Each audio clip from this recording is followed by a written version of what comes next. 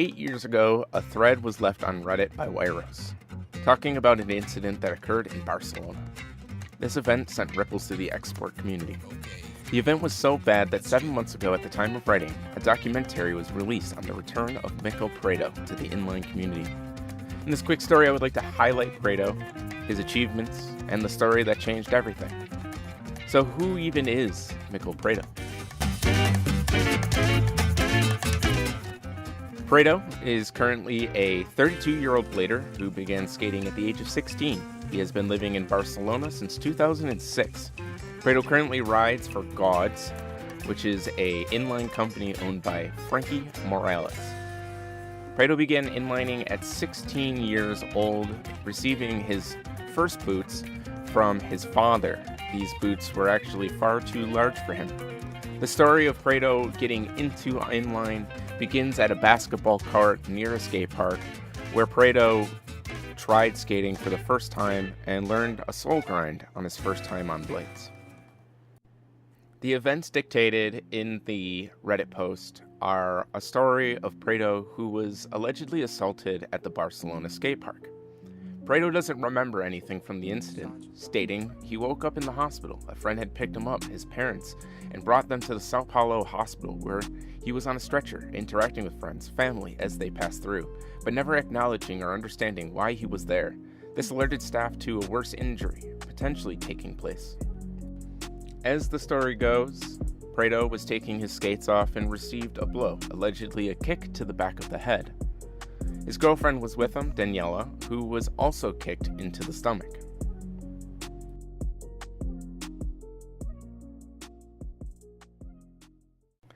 On September 22nd of 2016, which places the incident of the assault at the Barcelona skate park on the 21st of 2016, a tweet was placed out, and I'm going to attempt to read it verbatim, but please note that this is translated. As of you know, our friend, Michel Prado, is in the hospital of Sant Pau in Barcelona and is quite serious. Today we were told by the hospital staff that they will need a lot of blood, and the hospital are not going very served. This is a call to all rollers, skaters, or simply people who want to help and to come to the hospital to donate some blood. Among all, we could help a lot, both Michel and the hospital in general. Michel blood group is A positive. You may be wondering, well, why was Prado assaulted? Well, on the very same day the family would find out, a news article detailing the events states, Michel Prado was assaulted over an aggression regarding wax on an obstacle. The aggressors were charged with attempted murder over this. Prado's father also claims that there were videos of the attack, and this video has not been seen. For my knowledge, it has never been made public, and the only people who have seen this video are the police, as well as Prado Sr. I would personally like to say my condolences to the father, and may he find peace with the horrible things that he had to witness to his son. That's gotta be extremely traumatic. And yeah, I'm happy that this video isn't public, considering what we'll be getting into.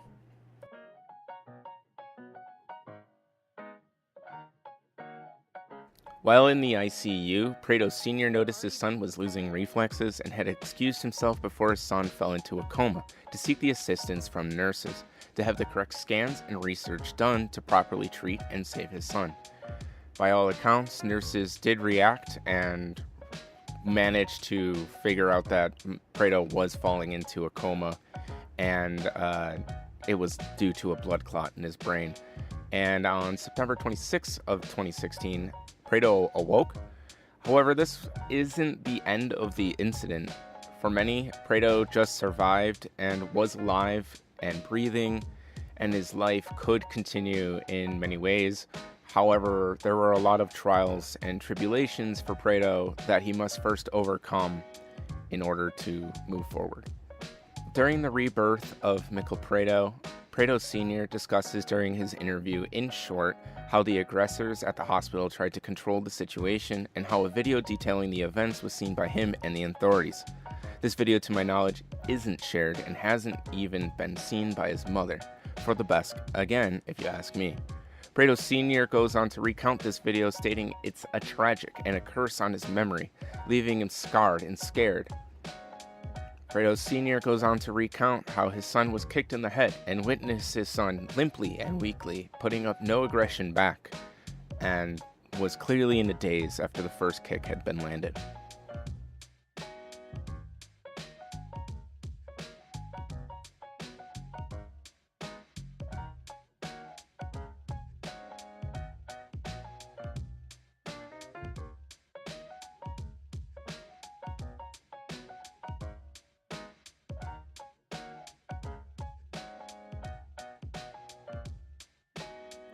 Prado, after receiving the kick to his head, on video apparently, according to his father, had been seen limply attempting to move and definitely appeared to be out of it. What we can kind of ascertain from this information, even though we've never seen the video, is that Prado had brain bleeding occur almost instantaneously after the kick. This hemorrhaging required surgical intervention nearly immediately. Prado receiving this kick to the head also had a lot of alternative issues that came up that many people have to take into consideration. The news in the moment was earth-shattering for anyone in the esports community. Many risks are on the table. The brain is soft and malleable, prone to change during intense trauma, stress, or pressure. Prado had found himself unconscious with a blood clot that led to the brain bleed. He was going to be left either dead or in a vegetable state.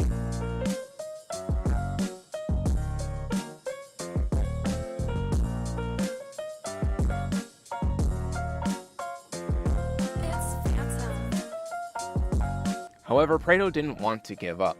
He didn't give in to the situation. Waking up in the hospital, Prado was still confused, looking at photos around the room that had been placed by the family so that he could recognize the family and the love from those around him as they came in and out of the room. Prado's father states that after waking up, Prado didn't speak to anyone other than his father, as his father was the first person that he recognized, and then later found his confidence and found his willingness to get past this and move on. Prado didn't want to give up. Waking up in the hospital, he didn't want to give in to his situation. Prado was still confused, looking at photos around the room that his family had placed there so he could feel comfort and recognition of those around him. He did not understand why he was there. Prado was lucky, beyond lucky. He was weak, coming out of a coma, body medicated, mind confused as to what was happening, but he walked. Prado himself says he was kicked. He remembers the aggression. Other than that, doesn't remember much, even after several surgeries. Doctors thought he would never recover, as recounted by his mother. Initially, Prado struggled with faces and recognition, later realizing the images were in fact placed there as a sense of comfort that he would awake and put the pieces together himself. According to his father, Prado Sr., the images placed all around the room were critical and was a massive part in allowing Prado to recognize family and friends and other important people in Prado's life. In Prado's recollection, he reflects he was not the person whom he is now since the incident. His life was partying, drinking, and smoking. Go to work, drink a beer, leave work, drink a beer, smoke more. Taking a change from his life moving forward and changing the priorities he has in life. His struggle didn't end with his discharge from the hospital. Prado had a lot of things to overcome. Fear gripped him in his skating career, fearing his prosthetics would fall out or his head would explode from the ride. However, the damage was worse than we initially thought. Prado found himself unable to walk, taking 3 steps and falling starting day 1. Stating on day 1, "Damn, I'm going to be disabled." Prado says he kept his mind right, focusing on writing, exercising, and rehabilitation at home. Prado was left paralyzed. Prado was left paralyzed on his left side. The only thing he could do was write and cook. These rehabilitation options really did do wonders for him and his mental health. Prado himself is left-handed. During rehabilitation, wondering how he would do anything if the left side of his body was partially paralyzed. Like many others in partial paralyzed state, he continued to use the dominant features of his body, picking up, writing, and cooking to help with his hand, hand-eye coordination and maintain a sense of independency and normalcy in his life. Finding work as a chef, making sushi, and moving past the loss of a close friend, Michel Prado found a will, and he wasn't letting go. Thank you, Michel Prado, for being an inspiration to me and many others.